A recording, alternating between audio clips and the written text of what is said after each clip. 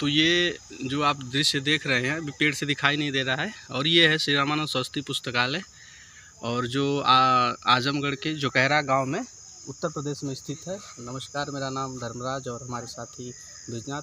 हम एक छोटा सा प्रयास कर रहे हैं आपको कुछ चीज़ें दिखाने की, बताने की। जोकहरा में एक पुस्तकालय है जिसका नाम है श्री रामानंद सरस्वती पुस्तकालय, जिसकी स्थापना सन 1993 में हुई थी, और लगभग लोगों की यादें इससे जुड़ी हुई हैं। जब से ये पुस्तकालय अपने रूप में आया, यूँ कहे कि अपने कार्य में आया, तभी से ये लोगों को जागरूक करने का और मूलतः शिक्षा को लेके किस तरीके से ये काम कर रहा है, ये पुस्तकालय है। और मैं आपको पुस्तकालय के अंदर लेके चलता हूँ, चीज़ों को बताता हूँ।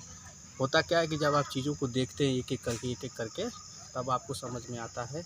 अभी ये इतनी अच्छी बिल्डिंग दिखाई दे रही है। जब हमारा बचपन रहा और जब हम लोग छोटे थे, 2007 में मैं जुड़ा था, कक्षा 8वीं में पढ़ाई कर रहा था, तो मैं इस पुस्तकालय पे आया और एक तरफ बना हुआ था, एक तरफ नहीं बना हुआ था। आगे जो पेड़ हैं काफ़ी छोटे छोटे थे, समय के साथ ये बड़े होते चले गए। तो हम चाहेंगे कि आप अंदर आइए और आपको चीज़ें दिखाते हैं।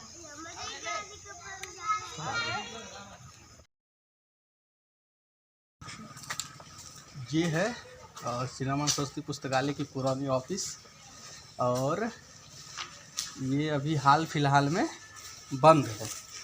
और पहले यहाँ पे ये गेट है जो खुला रहता था, तो काफ़ी फिर चीज़ें हुई तो इसको बंद किया गया।